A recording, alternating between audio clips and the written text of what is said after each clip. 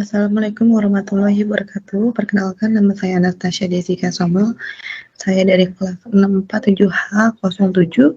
Pada pertemuan ke-14 ini di mata kuliah Manajemen Keuangan, saya akan mempresentasikan hasil dari summary saya.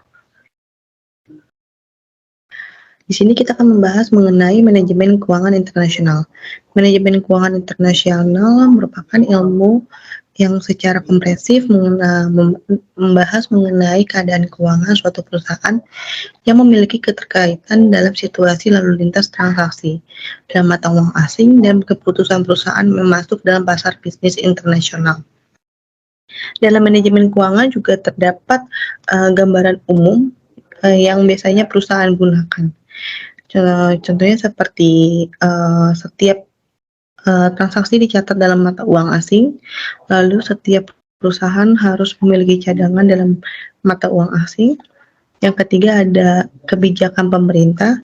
Yang keempat yaitu masih lemahnya kualitas SDM atas human resource dari para manajer keuangan dan memahami kondisi fluktuatif pergerakan keuangan di pasar internasional.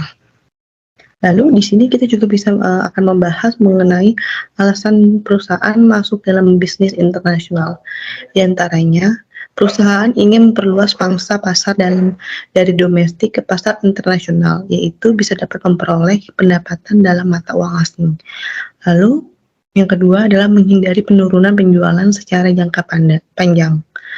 Yang ketiga ada keputusan ekspansi ke pasaran internasional merupakan bentuk ekspresi pihak manajemen dan komisaris perusahaan untuk menguji pasar internasional secara lebih realistis.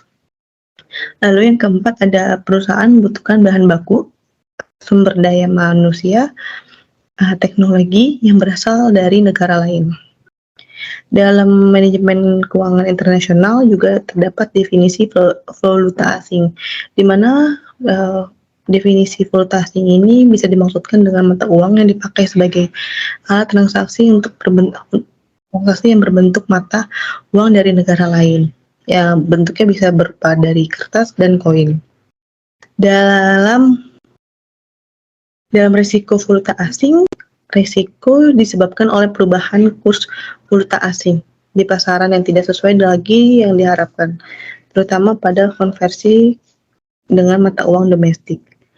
Lalu di sini kita juga akan membahas bagaimana cara menghindari risiko dari valuta asing. Yang di sini terdapat 3 cara perbankan yang biasanya digunakan untuk menghindari risiko ketidakpastian tersebut.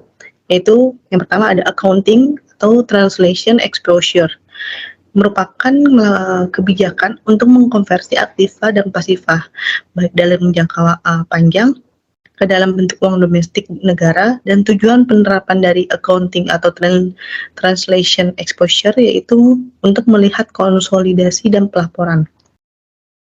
Lalu ada transportation exposure, di mana kebijakan merupakan perlakuan pendapatan dan biaya dalam falas dalam tahun buku yang akan datang, dan selanjutnya melakukan analisa pengaruhnya terhadap laba bersih atas potensi kemungkinan timbulnya perubahan dalam kurs mata uang asing.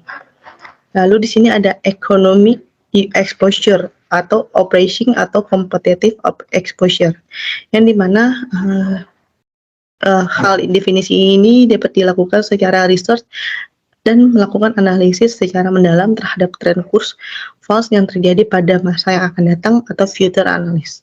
Baik, cukup sekian penyampaian dari saya. Terima kasih, selamat sore.